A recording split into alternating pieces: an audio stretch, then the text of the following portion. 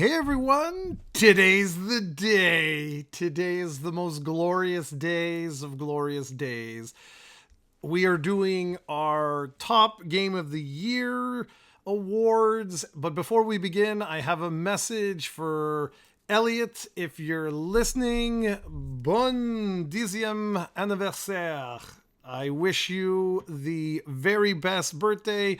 Unfortunately, your birthday falls on the same day as Tim here, if you didn't know Yeah, that. yeah, and I'm 10 years old, just like Steven's kid. That's right, he's 10. So happy Yeah, birthday. Joyeuse fête, Elliot. Wish you all the best. yeah. Happy birthday, And Elliot. now we are going to jump in. So here's what we're going to do, guys. Cranberry gave me, I think it was like 6 games or something like that. Oh, So really? Only six? well, this is the thing, right? So a lot of folks don't play a lot of games that are made from this year, right? Like they either play Oh, retro that's true. Yeah. games or like you, Tim, you play a lot of those what the hell are they called? Live service games and stuff, but a lot of them are Uh, released, yeah, like yeah, exactly. Years ago or something. yeah, and so well even me, right? So here's the rules, ladies and gentlemen. Okay? I always do this every year I do this. So, the game has to have been released or re-released. So it could be a remaster, it could be something like that. It's all good, but it has to have come out in 2024. That's number 1. We have to have played it for a minimum of like 3 to 5 hours, somewhere around there, just so that you really get the mechanics. And if you fall in love with it, totally cool, right? These lists are our own lists. You're going to have your lists as as you guys listen through. If you're a PC player, you're going to have radically different lists than if you're a Nintendo Switch player, for example. These are just your top 10s, okay? Next thing, not all of us, as actually, let's be honest, every single one of us. So there's going to be 4 top 10, sort of top 5, top whatever lists that are there. None of us can play a lot of games. So unfortunately, that means we're going to be very limited to what we like to play. So what does that mean? Well, that means huge games that potentially are your game of the year. We haven't even played it. Okay. So I always do a little preamble of that just to get out of the way. So we're going to start with Cranberry. So for those that don't know, Cranberry is my partner in arms with in Dragon Quest X. We have now been playing this game for like 10 or 12 years here on YouTube. I think it's the longest running English Let's Play maybe ever of any game. I don't even know. No, there's probably games that are longer than what we've been playing, but we've been playing a long time. One thing she wanted to say is she's like, if I included Dragon Quest X every time there was an expansion or something like that, it would be my number 1 game all the time. She devotes thousands of hours a year to Dragon Quest X, sort of like the live service games that you play, right? So she basically put it in a category of its own called the Lifetime Achievement Award, and that way it's not Okay. always her number 1. So here we go. I'm going to go through this quickly because otherwise we're going to have like a 4-hour podcast. So she played 6 games that meet the criteria that I just said. So number 6 is Princess Peach Showtime. Oh, Okay. isn't? Okay. Well, check if it's not. If it violates the terms. Was it released this year? I swear it was released. Years ago. But it's a quick No, memory. check while I read it out. Princess. If I'm pretty sure Cranberry is honest, but let me check anyways. yeah, Princess Peach, right? yeah, Princess Peach Showtime. If it's wrong, then it could also be me. Maybe I didn't tell her. I thought I did tell her though. Just put release date. Yep. Showtime. Release date. I Did- swear.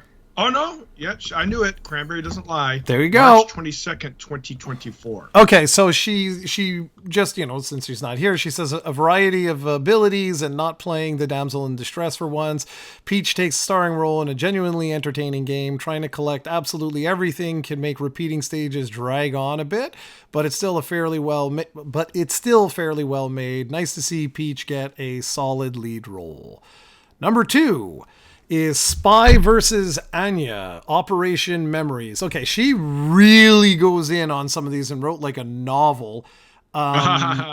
Cranberry loves her games. She says this game may be an odd choice. It's a game about photography based on an anime game, almost universally panned for its too high price point, but hear me out. If you go into Spy, I don't know if it's cross Spy. It must be cross. I guess Yeah, it's she gotta does be. play some unique games, man. Yeah, if you're expecting like a spy game, you're going to be disappointed. But if you take it for what it is, a slice of life game, it's got its place. Okay, again, she goes into like the whole detail about what it is. But basically, yeah, that's her number 3. Her number 4 is Freedom Planet 2. It was on PC last year, but new to consoles this year. For more than just a Sonic clone, Lilac and crew stand out on their own. Yada, yada, yada. It has, wait for it, voice acting. Amazing! Her number 3 is Dragon Quest 3 2D HD remake. Or HD 2. Hey! At number 3? That's interesting to me. By the way, Cranberry, I'm looking up that Freedom Planet 2. Yeah, it looks like a Sonic clone. Well, it actually looks kind of cool. Again, very retro. That's cool, though. Okay, so she goes, I can't overlook the rampant censoring that has been thrown everywhere in the game, and it's rather poorly implemented hard mode. As good as the experience is, it could have actually been a lot better. These very noticeable warts prevent it from getting top spots. Number 2, The Legend of Zelda Echoes of Wisdom. Another win for the female protagonist. Zelda gets her first lead role since the CDI games. We don't count those. Okay, it also strikes me as kind of a cross between Zelda and Pokemon as you capture various monsters of the world and send them out to fight for you. She goes, biggest flaw of the game is I want more. And the fact that, we've been using the same enemies over and over and over again. And she's saying it's kind of time for some new blood. She goes, one game that I would have loved to have played this year, but I don't have a PlayStation 5 is Astrobot. She was like, I've watched streams of it, and she's like, it just looks like a really good, fun game. It'll come to PC eventually. This is my concern, by the way, Jarrod, not to go off topic. And You're going off topic. We were talking about, what's it called? That game that you're looking forward to on PlayStation. We're talking about, so I hope it comes out on PC, but who knows when it will. God, what is it, dude? I forgot about it. Anyways, you know what we're talking. We were just talking about it last week. Yeah. What was it, dude? Shoot. It's a big PlayStation game. Oh, Naughty Dogs. The Intergalactic. Yeah. Oh, we got to... Jarrod and I differ on... I loved the trailer. He didn't tease or whatever you want to call it. He didn't like it.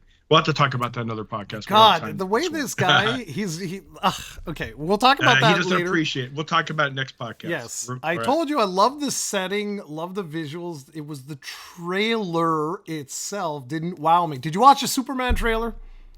Yeah. And?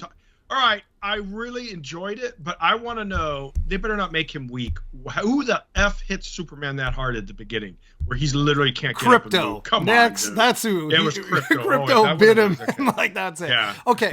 Her number 1 game of the year is a game that, guys, I'm going to butcher this. Okay. I think it's Toho New World Gensokyo Dreaming. She goes, I gotta admit, I've really gotten into Toho. I'm gonna just say Toho. I'm not sure if it's Toho. Anyway, the DLC was released this year, and it's really breathed new life into the game. So interesting. It's her number 1 pick because of DLC. Very interesting. Oh, okay. Introduce multiple new playable characters, new story scenario that's not just retelling the existing scenarios. There's a new antagonist and multiple new stages, and truly a lot of fun to play through. A game I can keep coming back for repeat runs. It takes top spot for me. The DLC just adds so much fun to an already fantastic game. Okay, well, there you go. Awesome. Now, good list, Cranberry. Very unique. Well, yeah, unique. Exactly. 90% of those. Maybe that Freedom one I would probably play because it actually looks pretty cool. But most of them, I'm not into the anime visuals. Some of them, oh god, it makes my eyes bleed. But I love yeah, this. Cranberry, good list. Good Love list. it. You obviously play unique games. All right, now comes Steven. Stevens. Dun, By the way, before we go, I didn't realize we're supposed to rate him in terms of what I consider the best. I just rate him. My list is. It doesn't matter. I'll pick at the end. Yeah, don't worry. Which one I think is the best. Don't worry. Like, if Steven were here, he'd be like, all right, just get on with the show. He's like, you guys and like your rules and all this. He used to do that to me all the time. He's like, just pick one. Who cares? Okay, so earlier in the year, Steven actually played, he had like an itch to play The Last of Us Part 1 and 2. I don't remember. Oh, I know what it was. He had watched the show. That's what it was. He had watched the show. He got really into it and decided to go and play it again. Now, in his note that he sent me, he was like, oh, but unfortunately, they're not like 2024 games. That's actually not true because PC, right? No. Well, yes. And also, well, he didn't play those though. But the Last of Us 2 remaster on PS5 was actually released early January. So it counts. Yeah. By the way, I didn't know those rules because then I could have included WoW's new expansion because it was just released if you want, ago, so, Tim. If you no, want, I didn't. I haven't played it yet. I'm gonna eventually get back into it. So he told me, he was like, Jarrod, just shove it as like my number 6 because he only played like 5-6 games. So whatever, without any, he just put like a sentence for each, which I really like. So his number 5 was The Legend of Zelda Echoes of Wisdom, or as he calls it, Zelda Echoes. He goes, no idea what to say. It's a good game. Very simple man, that's Steve. Yeah, great little Zelda game. Number 4, Mario and Luigi Brothership. I thought it was Brotherhood, but okay. Brothership. Fantastic freaking game, just so awesome. Almost wanted to put it ahead of number 3 since it's original, but it didn't feel right. Okay. Number 3 is Paper Mario Thousand Year Door, one of the best RPGs ever made, period. Wow. It would have been way higher if it weren't a remake. And number 2, Dragon Quest 3 2D HD, just freaking awesome. Put it ahead of Paper Mario because it's the first time I've ever played this game and everyone should try it. Very well done.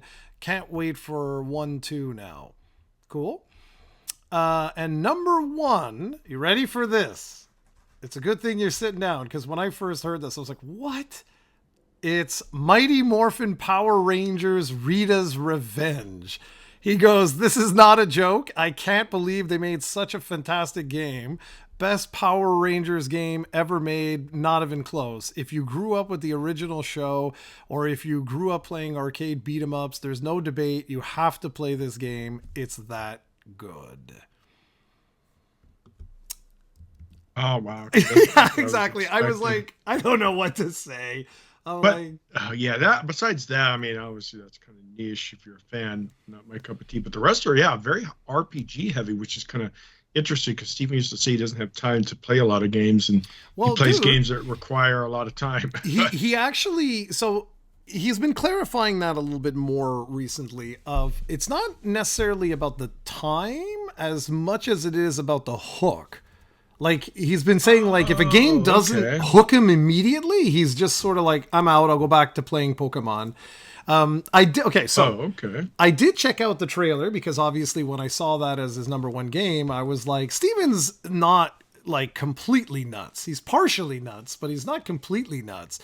So I checked out the trailer and was like, wow, that actually looks decent. Like, that actually looks good. Like, they did a good job. It's like TMNT, but like on drugs, and they really use the property well. I didn't grow up, but that's after my time, Power Rangers, but I did grow up with arcade beat 'em ups. So maybe I might play that over the holidays. We'll see. All right, on with the show. Are you going to go first? So yeah, basically, you read one, I read one, vice versa. Okay, exactly. You go first. I'm not. I was totally bugging you, dude, when I said fact checking you. I'm not going to fact check you at all. I really don't care. You do you. So typically, Tim, the way this works is just why did you pick it? I don't even care about numbers. Numbers only get important really like when you get like to the top 3 or something like that, right? Like when you really want to say like, why was this like, a standout kind of title? So I'll start by saying I played 17 games this year, which is that is the most amount of games I have played in almost 10 years. So I don't know what the hell happened. I was shocked. I played 3 games that I want to I'm just going to list them out. I played Siberia the World Before, Fallout 76, and Final Fantasy VII Remake that are all disqualified from this list. Okay. Oh, sorry. And Final Fantasy 16. All disqualified because they were all released like previously. And I'm not the type of guy that, yes, Fallout 76 had DLC, but that's lame. I'm like, no, that's for another year. But I just wanted to give a shout out. Like, they were all really, really great games. But number 10. My number 10 is an Xbox game, Senua's Saga Hellblade 2. Oh, okay, that's good. Matter of fact, I'm gonna have to play that. It's on Game Pass. Game Pass. It's on my my ever-growing play later list. Yeah, well, so that's a good pick, by the way. I hear nothing but praise. Yeah, well, okay, so yes, it's a really good game. But there's a couple of things with it that really, I don't want to say disappointed me per se, but like I thought they were going to go in a different direction with this one. So in the original, it's all about Senua's like dead, I think it was husband. Dead husband. And she's got mental health issues. So she's hearing voices and all of this. One of the best games I ever played with earphones. Incredible. Because you hear like voices on the side of your head where it's like, don't do it. Don't do it. Don't look over there, and stuff like that. Like it was really, really, really well done.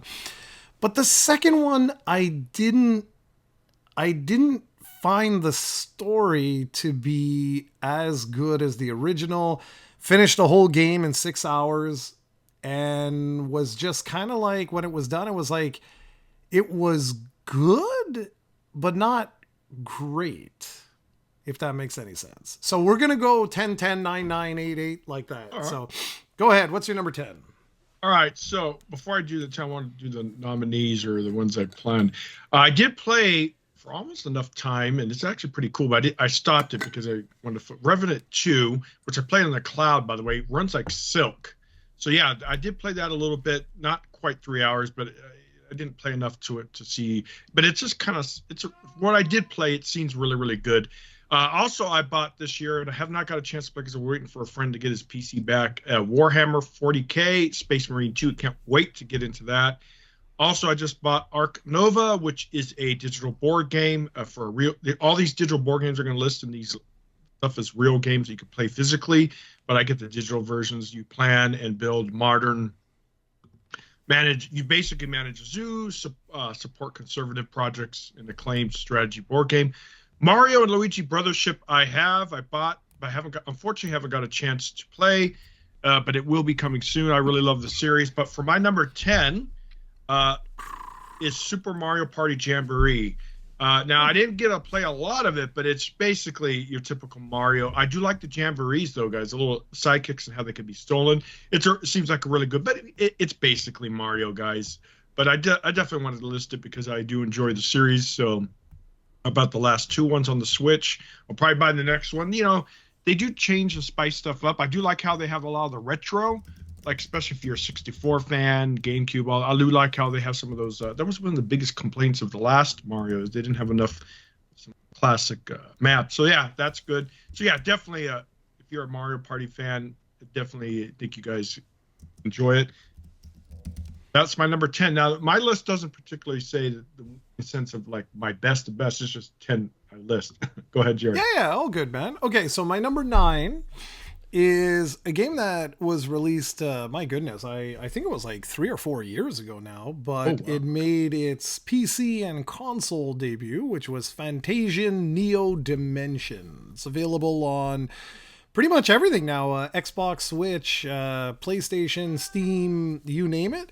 Now, why is this significant? Well, it was actually an Apple Arcade exclusive, and I played it there, and it was ridiculously hard. It was like JRPG, like you had to be the god of JRPGs to basically get far in the game. And I'm sorry, my cat decides always when we're doing this, like he's like, pay attention.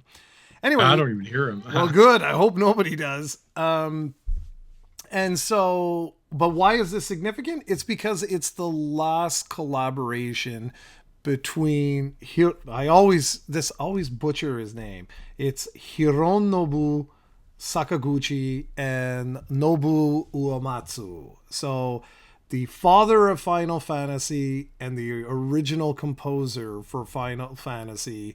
It's their sort of love child that they got together with Mistwalker, which is Sakaguchi's company, to do this game. And it is so unique in that it's designed with dioramas, so literal models. And he wanted to make a game like they used to make in the PS1, PS2 era, where they would take like high quality, like like Resident Evil, right? Like fake backdrops and fixed camera angles. And that's what it is, except that the pictures are high resolution pictures of dioramas that they actually made specifically for this game. So like little models, little miniatures, and then they superimposed the 3D graphic character on top of these models. Such a unique experience, but why I wanted to play it again is because they have a normal mode now where they rebalanced the game. There's still a couple of spikes, like as you're going along, you'll run into an enemy and you'll just be like, what the hell, man? Like he'll just wreck you. But it's so much better than the original. It's so much better. The original was utterly ridiculous. Like a regular mob could just wipe you in like seconds. Really? Yeah, there was something with the data tables. It kind of reminded me of Dragon Quest II, where it was like you never felt powerful. Anyway, really good classic JRPG. Probably the last we'll ever see from that duo. So yeah, if you go check it out, guys, because it's on sale everywhere right now on all the different stores. So if you like JRPGs, go ahead. That's my number 9. Yeah, the Steam Winter Sale is on right now, so a lot of great deals. So my number 9, which I actually started playing because I was going to play on day 1, but Jarrod kept saying how awesome it is, and I started picking it up, and I love it. I'm playing it via cloud, guys. It works flawless. Indiana Jones and the Great Circle. This game, according to Jarrod's not selling. I don't know if that's true. I know it's been downloaded a fair amount on Xbox. Okay, hold on. I don't think the game sells at all anymore, to be fair, because Game Pass doesn't count as sales. So basically it would only be Steam. But I think what it is, I think everybody downloaded it and just hasn't turned it on. And so, guys, why am I saying this is because, like, if you look at the achievements for, like, the second level or, like, the first level, it's like 4% of players have passed the first level. Like, that's weird. Yeah, that's kind of low. Yeah, it's weird. So, but back to the game. Yep. It is a cool one. I love the theme. If you guys are Indiana Jones fans, it's great. It feels like Indiana Jones already. I could think the story's going to be probably better than the last couple films. I love that. It is. I think it's Harrison Ford's voice, or if it's not, it's really not. It's such a great job. It's Troy Baker, man, the guy that did The Last of Us and like. Oh yeah. He sounds very much like Indy, but I mean Harrison. One thing is I love the fact that they have the rights to likeness of Harrison Ford because FYI, like in Dead by Daylight, Freddy Krueger and Ripley from Aliens. The actors either I don't know the details, either they didn't get the rights or the actors didn't want their likeness. I think it was the actors didn't want their likeness. Don't quote me on that, Dead by Daylight fans. I don't know, but basically like Freddy Krueger and Ripley, these iconic characters in Alien franchise, and I mean don't look like that they're real life actors. So that's unfortunate. But I love the fact that Harrison obviously allowed it, so it makes an immersion that much better. I love the fact that you could do stealthy stuff. It's a little linear, at least the levels I bet. And it seems a little linear, but I love, it's kind of like your secret passages. You go down this crypt and got to go in the water and stuff like that. For an example, I love the books. You get these books that gives you power ups. That's kind of cool. So I'm really going around every little nick and corner trying to make sure I don't miss any of these books. But I do say, from my, I've only played about 4 hours, so obviously Jarrod's finished game. It might change. Don't give me spoilers, but I kind of wish there was a little bit more things to find, a little bit more mystery, a little more. I haven't experienced too many puzzles yet, so I kind of like the beginning, the very, very first puzzle you get introduced to. That was kind of cool, a little history lesson. But yeah, guys, check it out if you can, especially if you're on Game Pass. There's absolutely no reason why you should not play this game. So far, I'm having a blast. I really enjoy it. Okay, well, I will talk about that much later, that game. So, yeah, I'll talk about that later, but I've got lots to say. And Tim, without spoiling, you're still early hours. There are a ton of collectibles, mysteries, artifacts, like tons. But we'll talk a little bit more about that later. And fear not, I promise you, I won't spoil anything. Perfect. Okay, my number 8 is Visions of Mana. Poor timing for the game, man. Poor timing. It flopped, right? I don't know if it. I don't know. They didn't. The fact that they didn't talk about it or anything like that leads me to believe it didn't, sell super well. But then again, I don't know. Saga Frontier 2 was a very low budget game, and a lot of people were talking about that. So I'm not sure. I didn't get a chance. That one I didn't get a chance to play. But Visions of Mana, I have been a Mana fan for years and years and years, and this one really looked good. I find the voice acting is a little, and the dialogue just in general is a little generic. That was disappointing, and it wasn't as grandiose, I think is the right word, as I wanted for it, but I still had a really good time. All the different characters, all different weapons and stuff, and you can easily switch from one character to another on the fly. I think it was a really good start, and now I want to see them continue there. So that got higher than Fantasian, mostly because it was a brand new game, and it was really nice to go back to that world and get a lot of familiar, tunes and stuff. Just it was a really enjoyable game. Very cool. Now, my next game is a huge, huge hit. It has over 20 million users in less than a week, actually, it looks like.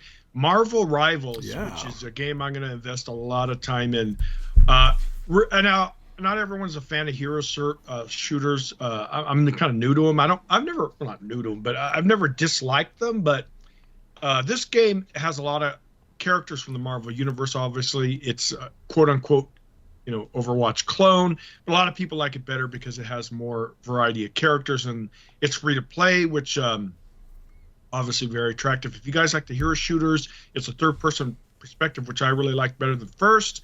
It's a lot of fun, you guys, especially if you could get a squad of your buddies. You don't even need that. There's plenty of people you can play random. It just was released a little bit ago, and yeah, it's taking the Steam and I'm pretty sure console numbers by storm. Yep. Really cool. It's free to play. No reason to not try it. The developer, NetEase Games, which tends to be pay to win in their past with their mobile games, promises all the monetization will be only cosmetics, meaning your skins and stuff like that. No, all the characters and maps will be 100% free for all players. So that's good to know. So it won't be free to play. So you do have to play for those beautiful skins that they'll be releasing. Then, of course, that affects no gameplay at all. So yeah, that's fine. As long as it doesn't, you don't have to have like a god tier character and say, oh, well, yeah, you have to pay it, buddies, or you can't compete. But yeah, Marvel Rivals, check it out, especially if you like hero shooters. Very cool. And it's doing really well, that game, man. It's doing extremely gajillion copies there. Okay, so we're on to number 7. My number 7 this is kind of crazy, and it shows me what kind of year we have had in terms of quality games. No, it's good. So it is the lowest rated Zelda game I have ever had in my top 10, and it's not because it's a bad game. Let that sink in. It's because there were so many good games that came out this year. And so The Legend of Zelda Echoes of Wisdom is my number 7. And the reason why it's number 7, honestly, kind of a combination of what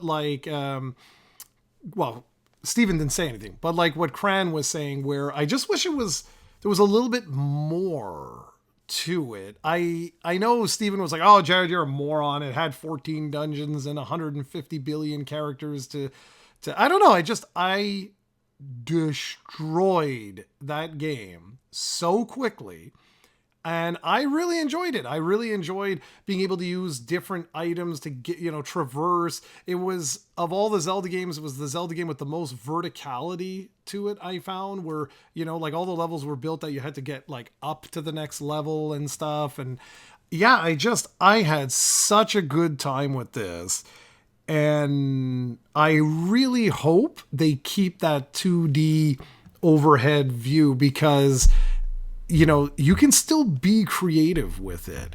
But I think there's gonna be a lot of people who know I'm such a huge Zelda fan, and to have Zelda at number 7, that's crazy. To me, I couldn't believe it. I was like, wow. So there you go. All right. My number 7's way different. It's abiotic factor. So it is a survival crafting experience for 1 to 6 players set in the depths of an underground research faculty. And it's really cool because it's in Australia. So when you do the intro, you have these Australian guys going in the bush. You go to this thing and you have to kind of discover what's going on. And so scientists you're trying to look for some people, and everything's so basic. I don't want to ruin the story, but these scientists basically kind of created portals to other dimensions, and these creatures came in to our world and wreak havoc. Well, anyways, it's really cool, really challenging. I mean, you could play it solo player. It's really meant for multiplayer. Such a great game if you have a group of people to play with.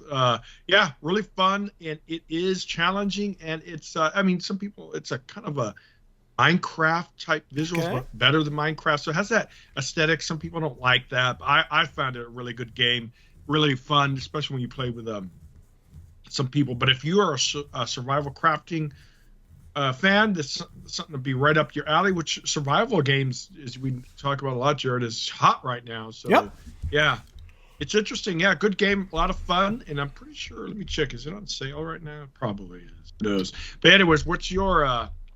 Well, my number 6. My number 6 is also a survival game, but it is 20% off right now. So yeah, dude, everything is off right now. What's yours? So my number 6 is also a survival game. It's a survival horror game. It's a game that I hated playing. Which one? Silent Hill 2 remake, remaster, whatever the hell you want to call it. Hated playing it. Oh man, it got under my skin so much. The creepiness and the I played it with a headset on and like all the lights off, and the whole time I was like, Steven would cry if he had to play this. Steven. Cry. And I was telling him like some of the scenes, and he was like, yeah, that sounds terrible. But it was. But you played it before, though. You should have been kind of dude. Fixed camera angles, PlayStation 2 graphics, the fog and stuff. And then to go from that to still the third person, but modern day third person, where you have just a bit more agility in your step. It's not like fixed camera angles and whatnot. So you can see better, but they did such a good job of hiding the mannequins and stuff. And it was just so good.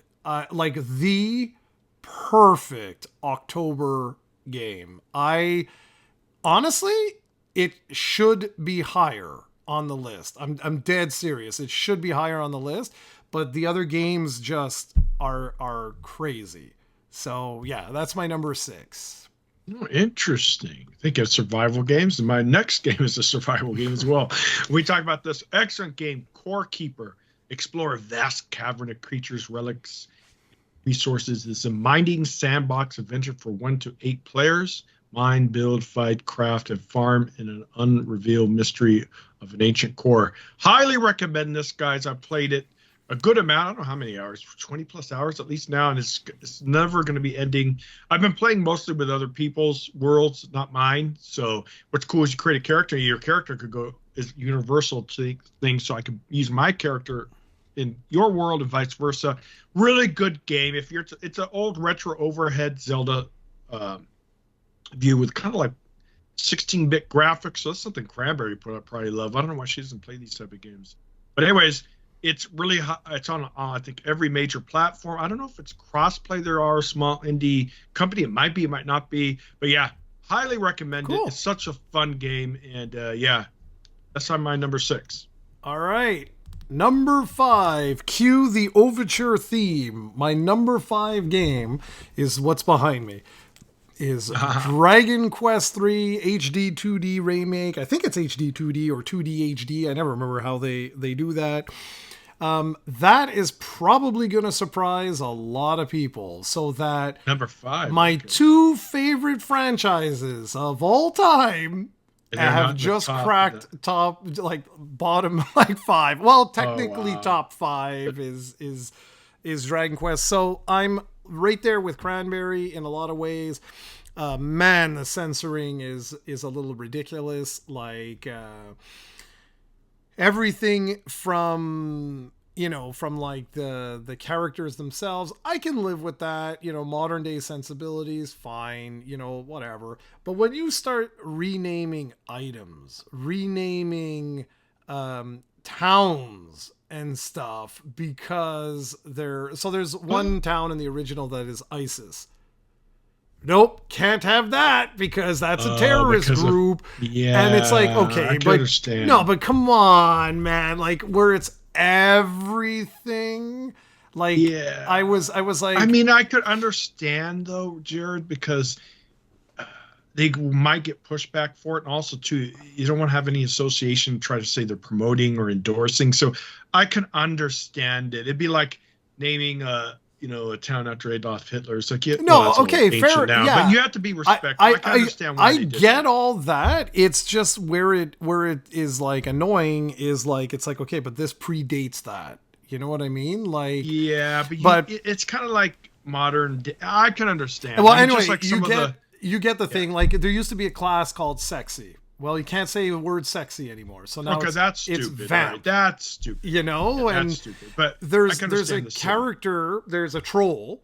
So the troll used to be called Lips because it had huge, thick, red, pink lips. But nope, that's blackface. So we can't do that. So now there's no lips on a character named Lips. It's just I found it went that I would have kept original, but I can understand the ISIS thing. That definitely probably was good that they did. But they did all of it. They did all of it regardless, and so they want to be politically correct. But the thing is, it's like when you're playing a series like Dragon Quest that is so Japanese, it's I don't know, like it was too much. I found like that. Okay, so that's why it's in the 5th position, is because I just found like, geez, guys, it was like everywhere I looked there was like more and more censorship, more and more things edited. I'm like, okay, I fine, if ISIS bothered you, fine, I'll take it. But like Lips and all these other things where I was just like, okay, guys, man, like if we're gonna get to the point, like this is starting to get crazy. Like you can't say boy or girl anymore. Yeah, that's so you say problem. Child. Yeah, we don't want to get too political. No. Exactly. But I agree. People are too sensitive right now. So this is why like it got lower, like for me. But as a game, it is still very much an NES game, right? So like there is still a ton of grinding that occurs. You still have tons of random encounters, but if you really do want to play Dragon Quest 3, it's next to impossible to find the Game Boy Color versions now, and the NES and Famicom ones are, they haven't exactly aged well. The Super Famicom one is really good, and the Game Boy Color one is excellent. It's just good luck finding it. But for modern day, honestly, guys, absolutely beautiful. Soundtrack is phenomenal. The censorship thing just, again, don't want to get political. It's just that it started to grate on me the further I got in the game. Well, when I play this game, I do plan on playing it because I'm going to wait till I'm on sale. And I can pay full price for it. Not that no disrespect to the series. I just don't play. I don't buy games at full price when they're single player games. That's just, I have too much of a backlog and I can wait. For me, I'm never going to know because I didn't know I didn't play the original. Yeah, exactly. To me, I'll never know the changes. Yeah. For me, I'm obviously way more lenient towards it than you will, or maybe Cranberry, because I never played the original, so I have no attachment to it. So. Yeah, no, totally fair, man. Okay, so that was my number 5. Okay, now my number 5 will be, if you guys all know, you should know by now, I'm pretty sure I've talked about it several times, I'm a big digital board game fan. Dire Wolf makes some of the best, and I love Doom Emporium. It is the reward-winning board game of strategy, intrigue in this iconic universe of Dune. The spice must flow. Great game, guys. I play a yeah, spices. Oh, is that too sensitive now? Yes, that's too sensitive. So, anyways, yeah, it's a worker placement board game. Some people don't like them. I do. I love worker placement. I'm not going to go into the details what worker placement games are. You guys look it up. But basically, you have spots and resources on the board that people put their little worker on, a little maple thing that you put on there. That's not maple. You put it on there and you take it. So some people don't like that because let's say, Jarrod, oh man, I really want that location. Oh no, someone got it before me. I have to wait. So some people don't like that. I love it because there's a lot of strategies. Do you have to take this spot or that spot? Really good game if you guys like board games and you like the Dune universe. I highly recommend it. And yeah, good stuff. And yeah, that's my number 5, which you probably didn't expect that one, huh, Jarrod? Well, I'm expecting a lot of these types of things, but yeah, I like the title of that. That's good. Okay, my number 4 is another RPG, and I thought it was going to come under Dragon Quest 3, but at the end of the day, I devoted like 100 hours to this game, and I loved almost every minute of it. And that's Final Fantasy VII Rebirth. Absolutely loved where they're going with this, where it's like, it's not really a remake anymore. It's a remake with like, there's something else going on here.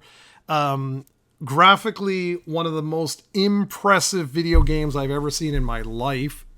Just incredible. The only reason it's a number 4 is it does get a little long in the tooth as you go on. Like there's certain areas that felt a little fillerish, like they could have been, condensed a little bit because it affects pacing just ever so slightly. But if you are a fan of Final Fantasy VII, I loved this one. Like I really enjoyed the previous one, and I played them back to back as well, I might add. But this one was just over the top because you go to all like Cosmo Canyon, you go to like all the different classic areas, seeing them like in this lush 3D. It's on PC, by the way. Play it. If you have a PC that can play Final Fantasy VII Rebirth, do yourself a favor. It is incredible. Gameplay is phenomenal. I wish the trophies weren't as ridiculous as they were because it's too grindy to do like all of that. Where I was like, no, I'm just gonna enjoy the story and move on. But fantastic. That is my number 4. All right. Well, my number 4 is another digital board game surprise, and by Dire Wolf. Clank with an exclamation mark. So if you guys look up Clank with an exclamation mark. It's a award-winning board game, by the way. And this one's cool because, especially if you guys like deck building kind of games, like Slay the Spire. No, it's not anything like Slay the Spire, but it's a deck building board game, and it's an adventure game. So you're basically going out there to, kind of like, I guess, take on a boss. Like it's if you would. So basically, it's adventure. So it's like D&D type stuff. Not quite. I'm not using, but when I say adventure, I mean you have an objective against like an enemy or something like that, or objectives to overcome. And it's a really cool game.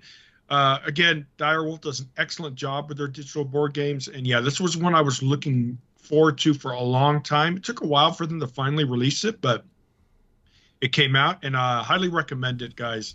All these board games I play are excellent, especially if you're a fan of. I know they're kind of niche and our viewers might not be into them, but yeah, really good, and I really enjoy it, especially when you have to kind of try to build your perfect deck, trying to do the encounter. Obviously, some cards are better than others, or some items and stuff like that. But yeah, it kind of reminds me of Munchkins. I would definitely put that on this list too. But that was released last year. It was later last year, so but they did they do a update this year? But anyways, Munchkins, the digital version's another Dire Wolf game. That's a really good one. That one's kind of like more like RPG-ish. You have a little character and avatars, and you're going through a dungeon. You have to beat. Yeah, these games are great, guys. Highly recommend Munchkin as well. But that's not on my list because it didn't come out this year.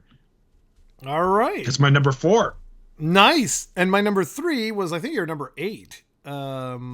Indiana. Ooh, yes. Nice. No, number 3 is Indiana Jones and the Great Circle. Guys, so here's the thing. Tim and I are of a certain age. Let's just put it that way. And like Indy was one of, Indy, Star Wars. These were like, these are part of our DNA. Yes. Like it's so hard to explain, like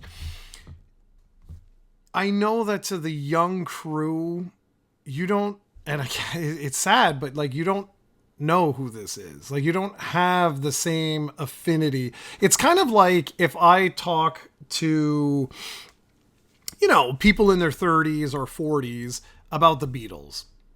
You get it? And Elvis, like you get it. Like these were really, even us, like for us, like that's before our time. And yeah, even us. And you're like, I get it. I can respect what they did. I can totally respect what they did, but I don't have the same affinity as like my parents did for those particular artists.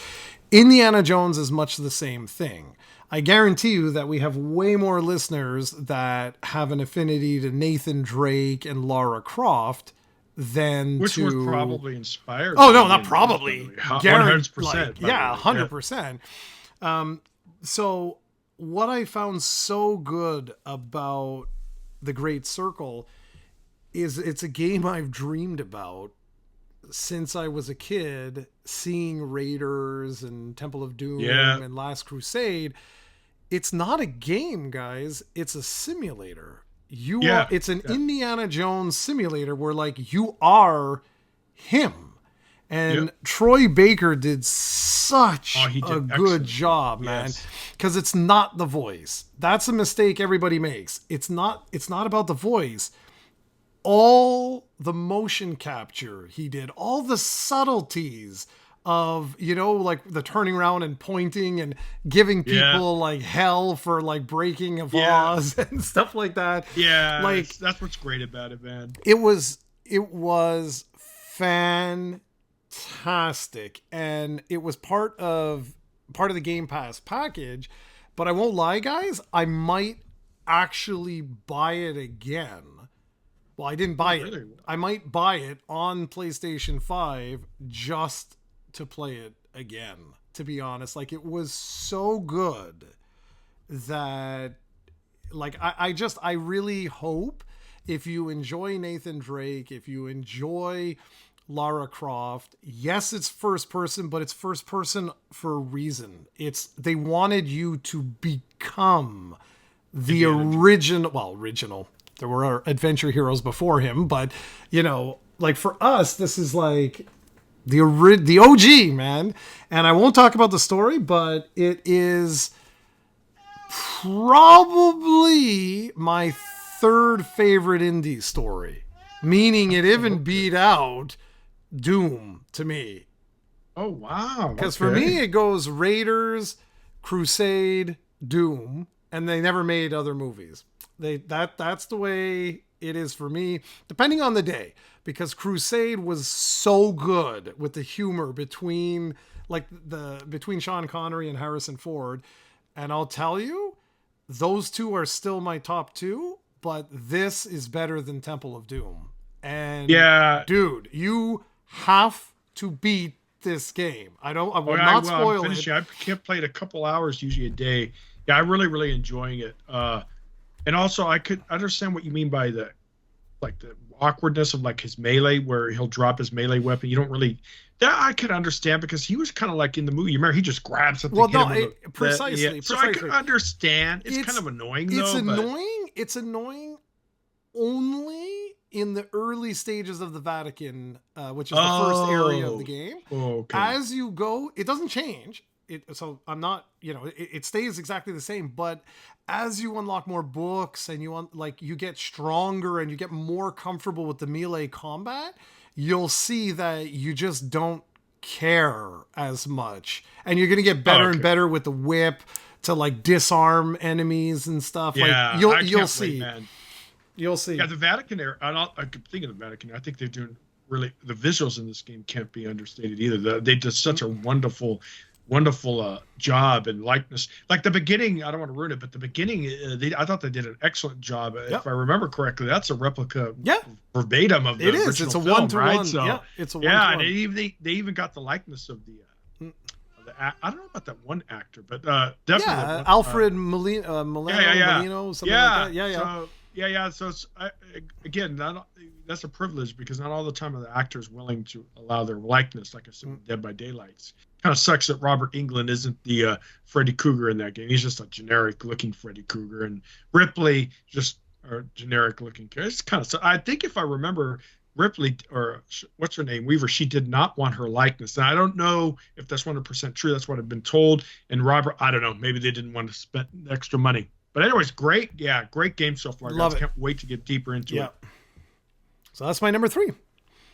My number 3, finally getting to a game that genre I really love. Killer Clowns from Outer Space, the game. I love this game. It came out. I love ASIMs. As you guys know, I play Dead by Daylight, Evil Dead, Predator, Hunting Grounds. Really good game, by the way. So yeah, Killer Clowns from Outer Space, the game. They still support it. It's from a small indie company, Elphonic. They do virtually almost all ASIM games. I love it. They do a lot of skins. It's on all platforms, cross-play, so you can play with your buddies, stuff like that. Yeah, really good. I enjoy it. You play either. There's no preference system, which some people don't like. You're tryhards. I only want to play the killer role. I only want to play the survivor role. Well, they're not called survivor and killer here. There's either killer, it's a clown, or a human. That's what they're called in this game. So you can't choose. You can't put a preference to which side you like. You randomly get assigned a thing. I like both sides, but I gotta admit, I do like playing, I think, the clown a little bit more. But the human side's really good if you could play some, like any of these online games you play with buddy. Because if you could get a little small group of, it's 10 players, so it's going to be hard to get 10 friends to do it. But if you get a few of them, you guys back each other up, rescue each other, good coordinated gameplay. But yeah, really good. I like it a lot. It's on every major platform except for the Switch. And yeah, Killer Clowns from Outer Space, really good. It has Elvira and some Tom, what's his name, or horror icon, who's responsible for like The Living Dead and a bunch of, special effects for some of the most iconic horror movies of all time. So yeah, it's really good, real good fun. Nice. I was waiting. I'm waiting for some of these. Okay, number 2 is a game I didn't tell anyone about. Oh, wow. Yeah, no one knows I played this. Not Twitter. Normally I'll do, you've seen my Twitter. Oh, yeah. Like I'll post a couple of things. And there's a reason why. It's because I was not playing, but I was perusing the Japanese PlayStation Store, and I used my wrong account to start playing the game. And I was like, oh, what the hell? Right? Like, I was like, what the hell? Like, no one's gonna know.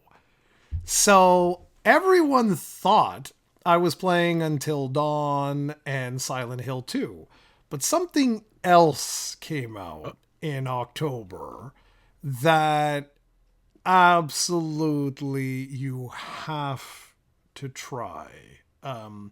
If you like JRPGs and if you like, you've got to try this, man. It has the dumbest title ever, which is Metaphor ReFantasio. Oh, that just came out, didn't it? In October. Yeah, it came out in October. Yeah.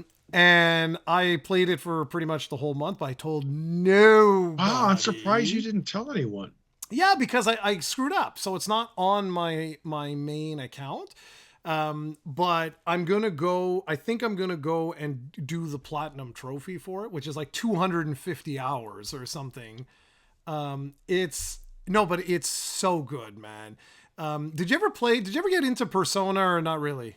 I think I know the series. I was thinking about getting it on PC, but no, I haven't really got into it. I think it would be kind of fun, but it's kind of hardcore. The visuals are really anime, so that's the only. That's the only thing. That's the only thing. But dude, it's so good. So like in Persona, you used to go out, do your dungeon stuff, your classic RPGs, and then you'd come back to the school setting where you would build relationships and really get to know your team members. So you played Dragon Quest 11, right? And you really enjoyed that. You got to like build, like the character development. Yeah. But imagine that aspect like on crack, where like you really, truly get to know these people, and care for these people. And what's so cool with Metaphor is that they took like away that setting and went more into the sort of political intrigue, asking really challenging questions about racism and stuff like that. But it's not like woke. They're not putting their thoughts on you. They're just getting you to think. And I like that it's more, high fantasy, high adventure, Game of Thrones-ish. I have it. Like it's really good. It's very much Persona SMT series, and like I truly recommend, if you're into RPGs, guys, try this out. For Tim, the only thing is the graphics. I don't know if you'll like the visual style, but this game blew me away, man. I did not expect it to be this good. This is there's a demo. Yeah, demo. I'm going to try it. It is also 25% off right now, guys. So I do love what Jarrod says about story. I've always been a story guy. Yeah, the visuals are. Yeah, that's I know, Tim. That was the only thing. Really out over the top, but I mean, I could get, as long as the game's good, guys. I'll probably. Yeah, but it's 25% off. Again, I don't get single player games at full price, so it's definitely on a decent sale. I will try the demo, and I'll let you know what I think of it. But if it's a good story, remember Dragon Quest 11. I didn't care for the visuals, but they kind of weren't over the top, though, right? I mean, they're kind of, they're okay. Some of the quirky, goofy characters, but overall, the game was great. So if that makes up for it, it's fine. Yeah, and I'll definitely try the demo. Think of this, guys. So my last little comment on Metaphor is Metaphor beat out Final Fantasy VII Remake and Dragon Quest. Let that sink in. Like, one of my favorite series of all times, and this actually beat it. This was because it's a fully original game. It wasn't like Persona 6 or 7 or 9 or SMT 45. It was an original game by the creators of all of these, and I mean, it's winning Game of the Year all over the place right now. Like, I think IGN just gave it Game of the Year. It's great. It's really good. To let you know, even with the wild visuals, I did add it to my wish list some time ago because I'm a big Atlas fan. Always been back in the day. I don't play too many of their games these days but I'm definitely going to try the demo. I'll probably end up getting it because but the problem is, man, so much backlog. I put these things on my wish list and get them when they get on good discount. But yeah, it's definitely, if it's a good, you usually have good tasting. You have some garbage games. Look at usually this have guy. decent taste in games. Look so at yeah, this but guy. by the way, it was on my wish list, so it was something I was interested in. So yeah, it has been getting really good reviews. So that's my number 2. That's the biggest surprise, I think, for people that watch the channel and follow me on social media. That is probably a huge surprise, but you will see it pop up in my feed because, like I said, I'm itching to go back because it was a lot of stuff I didn't do. So I think I'm gonna try and go and do everything I can do in it on my regular account. So that's my number 2. What are you playing for your number 2? This game kind of broke my rule about single player games. The reason because I'm a big Dead by Daylight fan. So the reason I bought this was because they released it. It's the casting of Frank Stone, which is set in the Dead by Daylight universe. Plus, it got a really good. If you pre-ordered, you got a lot of great stuff in Dead by Daylight. But I was gonna get it no matter what. But the perks were just cherry on top. It's by Supermassive Games, which any fans of the Little Nightmares series should know who they are. They do excellent job. What I like about this game is, one, you don't have to play Dead by Daylight, guys, but if you are a Dead by Daylight fan, it's going to bring a smile to your face. Kind of like Indiana Jones is to Jarrod and I. So if you're like a young kid, Indiana Jones, you probably actually, the game itself is good, you'll like it, but you won't have that connection. So if you do play and a fan of Dead by Daylight, you're going to love the Easter eggs and the references to the main game. And what I love about this game, Jarrod, is it gives you choices. So, and what's also really cool is you could replay. You remember, like traditionally, like BioWare games, they're kind of known for their choices. That's what this game kind of has. Back in the day, though, you'd have to replay the whole entire game to redo it, or do a save file, and reload it. This will allow you to replay segments of the game, so you don't have to do it. So I really enjoy that. I kind of wish more games would do that. But yeah, I do recommend it if you're a Dead by Daylight game. But the game on itself stands on its own. So if you like, it's more story driven. You find out like the first killer, Dead by Daylight, more the entity and stuff like that. So the entity isn't the killer. It's its realm. I don't think they really ever reference it. It's an entity. It's if it's a he or she. But anyways, yeah, I really like it. There's multiple endings, which is really cool. So if you got, I'm probably gonna be one of the type of games. It's not very long, unfortunately. So justification of full price, might want to get it on sale if that's a factor. But the thing is, you can play multiple endings, and what's cool is you don't have to replay the whole effing game. You could redo it. So yeah, I like it, especially if you're a Dead by Daylight fan. I think you guys will do. And like Supermassive Games, they're well known for their quality. So yeah, there you go. That's my number 2. All right, and my number 1 game of 2024. Oh, I can't wait. Is honestly a game that I didn't think would. Okay, I played the PS5 demo, loved it. Okay, and that should tell you what this is right away, because there was only one demo that was released.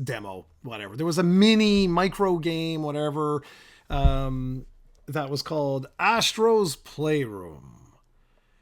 And it was probably the best technical demo I had ever seen in my life. Like, to use the controller, like the little bot jumped in your controller and was like, hello, and stuff like that. Because the controller has a microphone, like, you could move it and you would actually hear him move from one part of the controller to another. The adaptive triggers, like, would be holding up the trigger as you went to press it, and it was hard to press. I fell in love with this cute little robot. I was like, I loved this. I thought it was absolutely brilliant. The problem was it was over in like half an hour, type of thing. Like, it was really, really, maybe an hour. Like, it was really, really small. And when it was announced earlier this year that Astrobot would be getting his own game, I was like, oh, okay. Like, I'm not sure if, he's not Mario. You know what I mean? Like, with Mario, you've got so much history, so many enemies, so much, like, just so much stuff that I was like, I guess it could work, sort of thing. But guys, the 25 hours that I devoted to Astrobot of all year, when I think of video games, it's not about realism. Tim and I have talked about this so much. It's not about, the number of hours. Yes, of course, you don't want to feel like you're ripped off. But at the end of the day, I play video games as an escape. To just de-stress, to have fun, to just lose myself in another world. And no other game this year gave me that joy of truly feeling like a kid again. Of just sitting there, and I know all kinds of people complained when it was announced that Astrobot was won the video game awards and stuff. But guys, I'm telling you, for Jarrod, I lost myself. Like, it was the first Sony game in existence that I felt could have been on a Nintendo platform. Like, it just felt like the Nintendo way of just have fun, man. You know, you do you, have fun, get lost in this simple story. And the fact that they added the 30 years of PlayStation history to it, where there's like an Uncharted level with the music, you have a Lara Croft thing, you have a, like Crash Bandicoot, all these sorts of things, God of War. Like, I don't know, at the end of the day, I put that controller down, I was just like, that was incredible, like absolutely incredible. And so there you have it. That is my number one game of the year for 2024. Okay. Astrobot. Yeah, okay. Will I ever get to play it? It'll probably eventually come to the PC. Maybe. Dude, do you like 3D Marios? I don't really care for platforming games. Well, then I don't know. Well, maybe I will. I don't know. We'll see. But I like what you said that it kind of references the history. I kind of like the nostalgia thing. But yeah, I've never been I don't dislike 3D Mario games, but I don't know. It's just platforming games that kind of outgrew years ago. They're kind of simple. They're not bad. No, they absolutely are simple, and I think that might be why I had so much fun. Is that it was like you leave your brain at the door and just go have fun. And anyway, go ahead. What is your number one game of the year? Now, this is something, a flashback from the 90s I'm pretty sure Jarrod will love. Starship Troopers Extermination. A 16-player, 16-player co-op first-person shooter. And yeah, guys, it's such a fun game. Now, it's been improving, but it still needs a little work and optimization. But yeah, there were some rough patches where the optimization was slow down. It was a big factor, but such a great game. You have 16 players against hordes of bugs. They get the whole intro, the whole vibe of the cheesy 90 movies in it, like your freedom's at jeopardy, kill the bugs. So yeah, it's so great. There's really kind of like an RTS factor into it. Not too deep, but there's two phases, the fighting phase and then the building phase. So you have to go around, build your base, repair stuff, put up turrets, defenses. Really love that they included that. And then you get hordes and hordes of enemies, bugs to shoot them dead. There's different missions. There's a defense mission, exploration, kind of forgot the name of them, but different modes. I like the ones where you go out and explore because they're a little bit different from the horde mode. And it's tough as nails. You have different roles. You have like support, DPS, tanking, Vanguard type stuff. Yeah, I highly recommend the game, guys. I know Helldivers 2 gets a lot of praise, but this is the true bug killing squashing game before the Helldivers. And the fact that, and the actor who played one of the main stars, Casper, what's his name? Yeah, Casper Van Dien or whatever it is. Yeah, Casper Van, he actually streams the game a lot. So you go on Twitch and you'll see his channel and he plays it a lot. So it's so cool. That's cool. I don't know if they pay him for that, but he does it so much. I don't think so. He's done a lot of special events for the game for him. But yeah, he streams it and plays it a lot. So that's kind of cool to see one of the main stars of the game supporting it. So yeah, it's a blast. If you're a Starship Trooper fan, yeah, it's a no-brainer. It's a great game.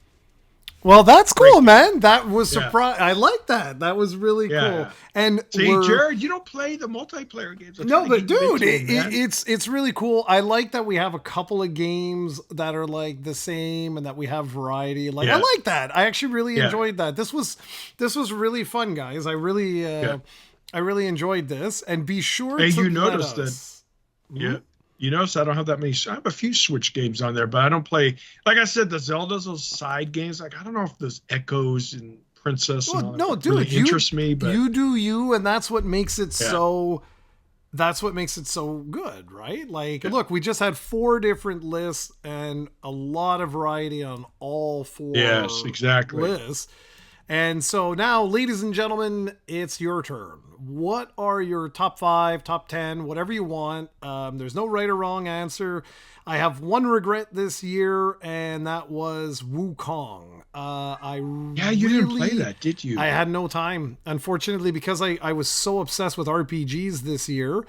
I just didn't have time, and now my little son here, the cat, is calling. So I heard him that time. Yeah, so it's time to go. So, ladies and gentlemen, tell us your top 10, and thank you for watching. And that's it for us. Take care. Ciao.